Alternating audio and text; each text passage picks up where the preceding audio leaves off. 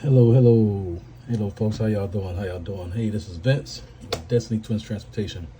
I want to just give y'all a quick overview on the trucking hours, which is called hours of service for drivers. It's very important if you're going to be dispatching to understand this. This is regulated by DOT, Department of Transportation, and these are requirements for drivers. So we'll start off with this. They have a 14-hour shift limit. Meaning from the time that they start their process of working, they have 14 hours from that time. So if they start like at 12 in the afternoon, they'll have till 2 a.m. The following day, to work. So it's 14 hours.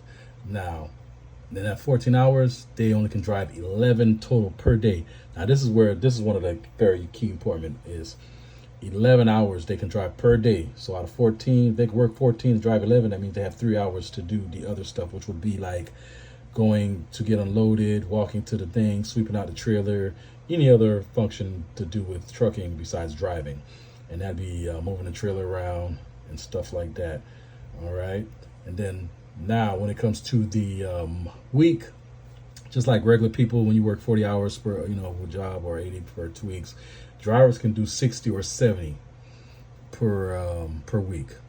And then after that they'd have to do a 34-hour reset. And if you look in these things here, you can always pop the screen up and read it.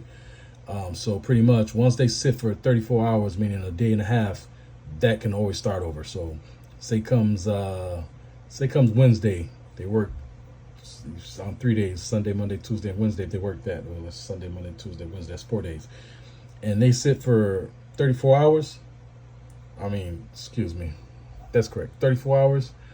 That's they get a whole fresh. It'll start over to have from zero. So they only can work that. And but there's always going to be some stuff. I'll break it down, but I'm gonna give y'all the quickest little shortcuts because everything that I'm gonna say is gonna have the basic, and then there's always the breakdown of when you understand, you can take a little limit to it. But I'm gonna go ahead and get into that shortly because that way all that can be done on this one video. All right. And then they have a rest break. They have to take 30-minute break within 8 hours. So within that 11-hour driving and whatever they do, they must take a 30-minute lunch break. Now, with that right there, there's another format to how to do it because within 11 hours, if you do it early, you're gonna have to take 2. And you'll lose, and time is money, and money is time when you're in trucking. So if you take it too early, you're gonna have to take another one. Usually we recommend do it after like 5 hours. That way you're not required to do another one. But I think if you do it at 4, within 4, you will be required to do another one because, within 12 hours, you would have another one in 8 hours that'd be due. But if you need to, that's what happens. So it's not a big deal. But most of the times, you do it in a certain way where you're gonna have to do one a day.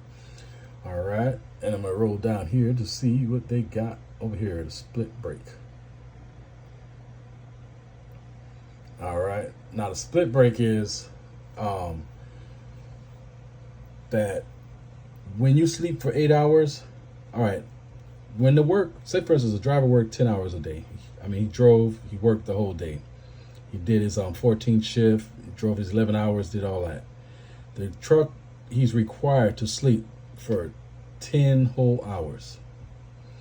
All right, required to do 10 hours to get a new clock. So there's a device called ELD, electronic logging device, that's in the truck, and when the truck moves, it knows. And one of the drivers, they got to be real good with this. If they're real good with working the ELD, it'll be very useful. If they make mistakes and errors, it can cost a whole day of work of lost income and unproductivity, and that can be an issue. So driver needs to really understand how to work the clock, and most experienced drivers with over 2 years experience should know how to do this. So after they work their shift, you got 10 hours that truck need to be parked. Now unfortunately, if the driver don't rest, that's on him. You can't force a grown person to go sleep, but we recommend them get some rest, especially for the load that we'll have next going for them. They need to get some rest. And reason why it's very important that I started off with this first, because it's going to be very important when you're dispatching to know, hey, let's be on the same page. What's your hours are like, and what's your sleep, and when you're ready to go. You know what I'm saying? So I will get into some of that putting that together with dispatching, and when dispatching shortly, probably the second one that I do shortly. But so for instance, after they do their 10-hour shift, they clock will open up brand new again and say 14 hours. I'll get a picture of the ELD system and show y'all what that looks like. They'll have 14 hours, 11 to drive again, and then they'll tell you what your rest break. So they'll have a fresh clock again, kind of like the 34. But this happens every day. Okay, so that's how that go. And there are some locations, and for instance, the company is based in Atlanta. So when you're driving within 150 miles in Atlanta, we don't have to worry about the clock stuff. That means we can just drive like locally. And what they recommend is just write it down. You don't have to put in an ELD system. So pretty much you're not regulated on these things. You know what I mean? So that's the benefit. But you got to be within 150 miles within in your city, which would be Atlanta. So if drivers in Florida or any other place, it won't work. It'll have to be here locally. So that's one. But that's something here or there. So with it all being said, pretty much it is a 14-hour shift limit from start to beginning. They only can drive 11 hours maximum in a day. Must rest 10 hours after they do that. All right, now the split thing, let me get into that because I think I didn't mention this. So here's a split, the way the split rule goes and how I use it, because I'm going off the head. I'm not really going into this deeply. But what happened is, for instance, this one here, this is how I usually do it. So you can sleep 8 hours and take off and your clock resets, but you have to take rest the other 2. And once one of the benefits is that, let's just say, for instance, I'm gonna give you the reason why I use that if I do it. Say, for instance, I'm in Atlanta, or say we're in Florida where the traffic's about to pop up at 6 a.m. But by it, give me a 2 hour saying, hey, you can leave in at 8, but just go rest those 2 later. I would go ahead and leave at 4 in the morning because I know I'm going to beat traffic. So it's very important. That's when I love this. So I leave at 4, go to where I'm going, and by the time they load me, that's my 2 hours right there. I get loaded to where they're going, or just let it sit for 2 hours after they load me. But the point is, you have to sit that truck still for 2 hours. It can't move. And once that 2 hour goes, it'll give you the complete 14, whatever, and it'll start counting off. But that's a rule, and it makes sense to help. And then if you go down a little more, you see it says 7 and 3. I never used a 7-3 before, but that's it. But if you notice, either way, it has to be 10 hours. So you get 8 and 2 and 7 and 3. And these information you guys can just spread. And once I get fancy, I'll be able to link these stuff. But right now, this is my first video. I'm just going to go with just speaking through it. Okay, so that's how that goes. So now, with the going into dispatching, which is very important with this, is that you know where a driver stands at, you know what I mean? Because you can't dispatch a guy and y'all not on the same page or know how he drives. So that means that you on fire, you're looking at these loads and you trying to put it together, and you got to play, you know what I mean? You got a lineup that's perfect. Like, ooh, look at this one, boom, it's going here. And then I see my second pickup, and you know, I want to disconnect it. It's like playing dominoes and chess, and especially when you get it to work together, it's beautiful. But you got a driver who's tired and can't be on time, and then his hours don't match. So it's very important. That's why I opened up with this first. So what we want to do is, you want to know the driver. We're going to say, okay, let's just see. I'm giving a perfect example. I use me for example. Like Vince. Okay, Vince, how many hours you got? Hey, I got a fresh 11. I got a fresh clock. All right. You ready? Yeah, I'm ready. So let's just say come Monday morning. We already agreed. I'll be ready to go. I'll be ready to go at 8. 8 a.m. So the driver's already telling you, hey, by 8 a.m. I'm ready to go. He's rested well over the weekend. He's ready to go. So you good? Yeah, I'm good. All right now. So we're looking for something for you. Now, a good driver, he wants to get loaded right away and not sit all day, because we definitely don't want to drive sit 4 or 5 hours and just sitting. But things happen. Unfortunately, sometimes there's no loads and blah, blah would happen. But by having more brokers on the setup, that won't be the case. So that's how that goes. So more brokers we have, the more we can keep a driver going. So talk to the driver. We know that he got an 11-hour to drive, and that is pretty much that eggs up to almost 600 miles. You know what I mean? 600 miles. So anything under 500 can easily be done in a day. But then again, it depends on traffic and all that. These are another video I'll do for traffic and issues going on routes. So how to break that down. I'll do that when I do the mapping, the routing and stuff. I'll make a note of that, routing. So, all right, driver, you got a fresh time. So you book a load, you see it. Now, let's just say this driver has to go pick up a load. It's going to take him an hour to get there. and he got to pick up at 10 a.m. So right there, 10 a.m. we know he needs to be leaving by 9 a.m. But guess what? We're in the trucking business. Nope, you gotta leave by 8. We always want to be an hour or more above. You know what I'm saying? Like 2 hours is kind of going a lot, but we always want to be like an hour above. So if he's scheduled for 10, we want him to leave at 8. You know what I mean? That's how we want that to do. We want to leave at 8. And that's just on a basic. But if we know we're going through a traffic route and he's going to be like, there's certain cities that's just traffic nightmares. Atlanta, Washington, D.C. totally is one I don't deal with. It's bad. Florida, we don't do too much of that, but Florida is one too. And you guys probably know it better than me in the morning. I ain't been in that area in a good while in the traffic. But Atlanta's bad for traffic. Charlotte's bad for traffic.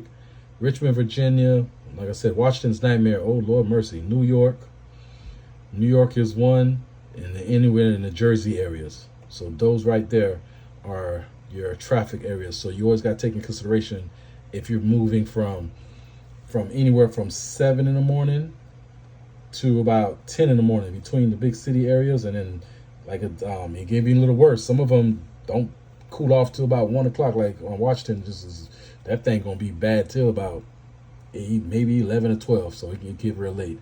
Atlanta, they slow down about 10. All right. So you'll take in consideration to make sure that driver leaves early. He understand.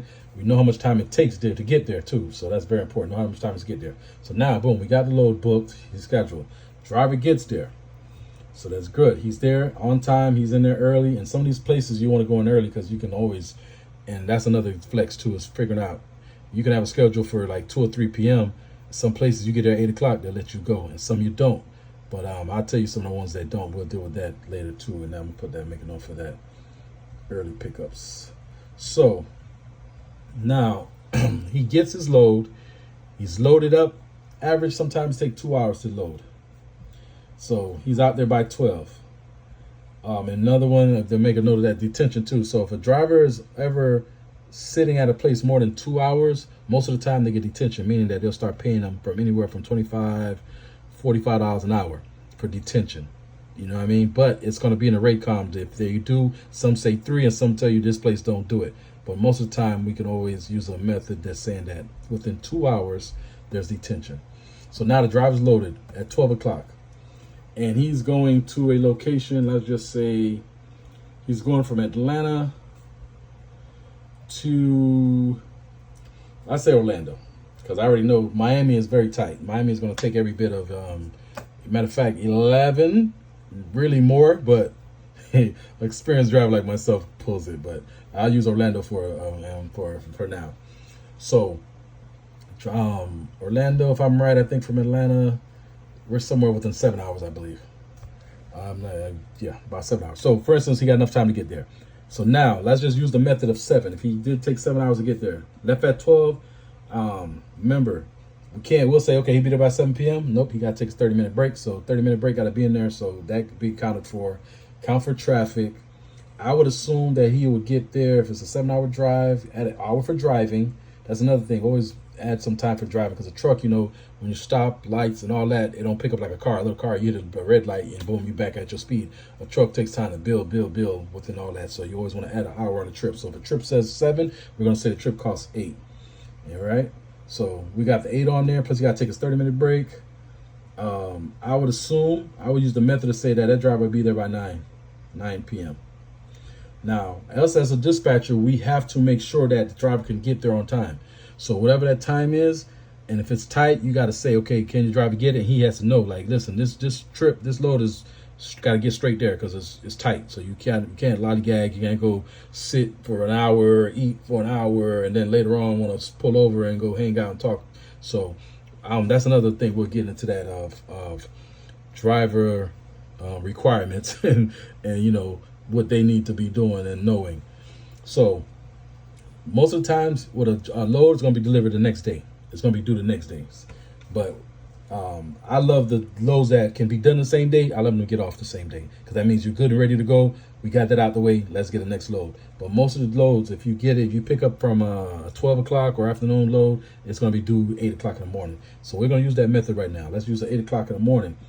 Here's the good thing. And this is where when we're hiring drivers or dealing with drivers, I would make sure that I get involved to make sure that the driver understands this method. What happened is, at come 9 o'clock, he gets there, but the place ain't open till 8. We want the driver to be at the location. Find a safe spot, be at the location, so your clock can start counting down for your 10. Because what happened is, if he go park at a truck stop, which a lot of drivers will like to do, is safe, and it's safe parking, and you got restroom, you got all the good stuff. And if you're far away from it, let me see, from 9 p.m. he stops. Here come your countdown: 9, 10, 11, 12, 1, 2, 3, 4, 5, 6, 7. So he won't be able to leave till 7 in the morning. And pretty much that'll work, because then he'll be safe to drive to get it to the location if it's due at 8. Depends how far he is. So that would work. So if he's parked that truck at 9, park it. Say if you did go to a truck stop, he will be able to drive to that location and be there on time. But here's the snag: if he drives, his clock starts counting down. His 14 starts counting. So while he's getting unloaded and everything, that is affecting his work day. A real driver would be like, man, I don't want that to happen, because that's taken away from me executing a full day of work from that day. So what an experienced driver would do, again, let me break it down so if y'all missed that, take a note. The driver uses his time efficiently. He would run that load straight, park, and let his clock start counting down, because he got to rest 10 hours. If he was to park at 9 p.m., and this is at a truck stop, he's not at the location. If he's at a truck stop, and hopefully you're never an hour away, be close. Or Walmart, there's places that you can park sometimes, and that's a driver experience too, to know places that you can park. But I just say he's at a truck stop within an hour away from the place location. So at 9 p.m. he starts his sleeping time. So at 10, 11, 12, 1, 2, 3, 4, 5, 6, 7 a.m., he has a fresh start. Or he could do the 5 a.m., which is only 8 hours, and then get to that place and then do the 2. But the place ain't gonna open till 8, so there's no need to play with it. So do your full 10. Get up at 7, you drive, and you pull up at 8 a.m. But your clock is counting, so your 14-hour shift is starting if we go that route. Option B, park that truck on that location, close to it, like at the gate. I've done this before. I'm right there at that gate, front line, center. You know what I'm saying? When you open that door, because I done resetted my time right in front of you. So what happens now, if a truck drives under 5 miles, it will never turn that clock on. And it's real tricky, but you just snow still. They call it DOT. Damn, I forgot how they say it. But anyways, this is a little snail pitch, and we all know that. You see a truck just driving real slow. He's trying to stay under 5 miles, so his clock don't start. So there's another way that we'll do it too, to safer. I will talk about that later too. So for instance, what's going to happen now, when those people take 2 or 3 hours from taking that stuff off, guess what? He still got his fresh 14. He only going to start his day only when they get done. And guess what? There are places that take 4 hours. Walmart, there's some that you be 6. And you know what I mean? But Walmart, it could take long. There's a couple of people that take long. So I'm a person, I do not like to have my clock started. I like to be right on the spot, get it. And some places have places for you to park, and some don't. And sometimes you work it out. You park, like me, I use Google Maps a lot, so I already can look and see what the locations look like. And if I see trucks parked on the side of the road, I do that. And I just crawl in there, because listen, I don't want my clock to count. I don't know how long that's going to take, because those 2 hours can make a difference if you picking up a load for the week. I mean, it's that close. Time makes a big difference. So just knowing you got a fresh clock, that's great for the driver. We know that we good. All right. So in that case, if he didn't, I'll go back to revert to the escape situation if his clock did start. When we pick that next load, we got to take into consideration how much time he got. So that's why I did start this series with clock, with the hours of service. So for instance, now if he did get his clock running and he drove to the place and they took 3 hours to unload him, he drove an hour and he sat for 3. So he lost an hour on driving, so he only got 10 hours to drive. And I think the way that the ELD system we got, y'all gonna have access to it, so y'all should be able to see the driver stuff. I got Verizon ELD supplier, and I think all that shows. I'll verify that. I'm not guaranteed yet, but I believe it's all available. So he only has 10 hours now to drive, because he drove 1 to get to the place from the truck stop, and then he sat for 3 hours. So his work shift is down to hour driving and 3, so that's 4 hours there. So his work shift is at a total of 10. So he got 10 hours now to drive to put on for this whole day, regardless of driving or not. So you got 10. So if he sat for 5 or 6, it eats up your driving time. Will get lost too with your after a while, because you just lost so much time. So now when you're booking a load, you know what time frame you got. So you looking for a little short load, or you looking for a load that definitely he's gonna have time, because he only can drive this much time. He got 10, and he still got to go pick it up. Take that in consideration. You got to go pick it up, and then when it's due. Again, if it's due in the morning, most of the time that's great, because by the time he picks it up, get it, he can start driving. And when he runs out of time, you know, he'll get it there. But if it's afternoon, so always want to look at how much time it takes to deliver the load, and then that. But me, I like to do short loads, so most of my loads, it works out better for me in the case of that. I usually don't ever run across this running out of this 60, 70 hour limit crap. And one more thing, the stuff with this trucker stuff is so crazy, but it's fun. If you guys like challenges and algebra and stuff, you guys will love this stuff, because I'm like, I deal with it, but I always go the simplest way. I don't like to have complex. So anyways, what happened is when you do a short load, which is be like, say 5, 6 hours, you know what I mean? Like 5, that's a sweet spot. 5, 6 hours, 7. Guess what? It got fall off. Let me see if they got that on here. What they gonna call that? Let's see if they got it here. 16-hour short haul. The 16-hour short haul exception. Okay, well, this is what I was talking about the Atlanta area. Okay, I'm gonna have to save this so we can. I'll have a link for this for you guys. Because now they're talking about that. I don't know what this is about here. I have to look into this myself later on. But this is the 150. You are traveling no more than 150 miles and stay in your starting location. And your start location in day, same thing. Complete work day 14 hours. You're full off for duty period. I gotta look into that. I thought you had to be from your home city, but it's saying here start and end at the same location. All right, I'll do some more research on that myself. But what happened is back to the where are we at? If I seen it on here, okay, they don't have that on there, but they missing this part. There's the okay. So what happened is, so say from Sunday to Saturday, longest when it comes on the 8th day, you gain time back. So that's like, I don't, the exact what it said, but if you follow me, meaning come when he's on his 7th day, which is Saturday, Sunday, that's Sunday with the 8th day, whatever you worked on that first day, you get that time back. So you gain that. So if he drove 10 hours on that first Sunday, Monday, Tuesday, Wednesday, Thursday, Friday, Saturday, whatever he's up, but the next one, he gains 10 back. So if he was right on tight, if he was like at 68 hours, he would gain back. It'll drop back. He had 58 available. You see what I'm saying? So you gain, and as long as you do short, but if you're running 11 every day, you definitely ain't gonna get it, because 11 a day, you got 77 right there. So you run full 11s, you're gonna run out. You're gonna be forced to do a 34. See, so the way I run, I don't do 34s. I don't got time to go sit 34 hours sitting out here on the streets out here. Now drivers need it, and that's fine. Can't knock it from them. But me, I do 34s at home. When I'm home, that's my chill time. But that's not the way to look at it for drivers. Drivers do want to, they love to have their 34s, and they love to be where they want to be. Or some of them like to wait till they get home. But if you run, the times come about. And their clock, the ELD shows them that too. It tells them what you're going to have coming back later. Some systems do show that. So we'll keep up with that. So again, it's very important to know what the driver hours or service are, how much hours he got, and we keep up with it.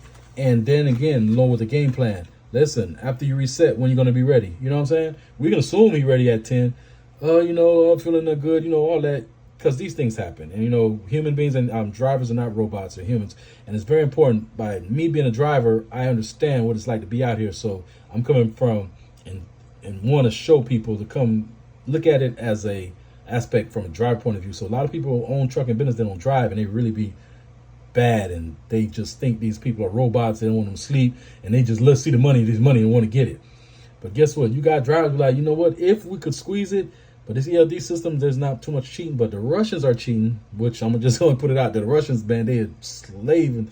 They are just killing this game. What it was is like, listen, I can reset your hours. You say you're short, you're 11, but guess what? They you know how to hit a button and they get them a fresh hours. And I was one of them kind of guys, well, let's get this money. You see what I'm saying? Let's get this money. I see a load. Listen, how much that one's paying? Oh, it's paying double. Oh, double is on. But again, it's regulated by the truck. I don't know how these Russians are doing that. And it's so bad they are advertising it when they're trying to hire drivers now. And I'm like, well, y'all bold like that? Okay. But anyways, we're going to stay in our lane. We making money. We can run the right way. Because what happened is when drivers got sleepy, they was killing people on these roads. Some of these people, they and it's real dangerous. A vehicle, most time you get in a crash, you're going to hurt somebody in the 18-wheeler. You know what I mean? And there you go, a lawsuit, and you just kiss the whole business goodbye. Because the first thing they're going to look at is everything. If that driver log ain't correct, paperwork ain't correct, any little thing. Because if y'all been seeing those commercials, you get hit by 18-wheeler, right? Hit me up. Oh, yeah, they coming. They're coming to look about when the last time you drunk, when the last time they are going back. Them lawyers are getting real, real good. So we want to make sure that these drivers understand, because if they make a mistake, that can be detrimental to the business. So we always want to be on the same page, understand, hey, how you feeling? You ready to go after you get your 10? And you got to get your rest. Now, we can't force them to say, hey, brother, you go to sleep. But, get your rest. Don't be on that phone all night. Don't be whatever, lollygagging and stuff. Do your thing, but try to get you some rest. And, basic, I think, is like 6 hours good rest. 6 to 8 hours is good rest for people. You know what I mean? But the truck requires that truck to be moved, parked for 10 hours. And then you want to be somewhere safe so we ain't got to move the truck. Because unfortunately, if you're at a place that you're not supposed to be parked and they're like, hey, move the truck, once you go 5 and you can't be there, it's going to start your clock. There are some ways to get around that, which I will get into later. PC, I'll get into some of that stuff later. So I just want to touch this base of how to understand how the trucker and the dispatcher be on the same page of when it's time to run these loads. So hey, you ready? Get your sleep and let me know when you're ready. Like, again, we can assume in 10 hours you'll be ready first thing in the morning, but get his word. Make sure that you understand. Yeah, you'll be ready in the morning? Yeah, okay, looking for your load, all right. And then be on the same page too, like when we got the loads already, like, driver, we got a load for you after this one. I'm picking up this way. So always keep it in the head so you can already have an idea what his schedule looking like. And then we'll have a system that we'll send it to the drivers. They'll know. Or even on the apps, a lot of these Amazon, Uber Freight, Convoy, a lot of these, it's on the app based to have all that stuff in there. But also we'll make sure that they got the address and everything. All right, so that is the tutorial for hours of service. And this is just an insight to put the fact that, hey, be understandable, be aware of the rules of service, hours of service. The driver can drive 11 hours a day, 14-hour total. So he got 3 hours for waiting, getting unloaded, cleaning trailer, whatever it is, you know what I mean? Anything but driving. And 14, but he got to be 14. From the time you start that day, he has that. And there are some other stuff that I have to explain to y'all, but I will tell y'all about that later. That's called pre-trip inspections and all that, meaning he got to check the truck when he drives, so he has to clock that in. So that's when your clock starts. It's not when you just start driving. You have to check the truck. And basically, that's 15 minutes for starting in the day, and end of the day is about 20 minutes for the end of the day one. So pre-trip and post-trip, I would do those. Yeah, there are going to be some videos, so we'll have this stuff. You guys can just go look at them at y'all leisure, make notes. And then when I get fancy, I have it's pinned in the description, they be saying, something like that. I have it where I have these little stuff where I can go look at these stuff. Alrighty.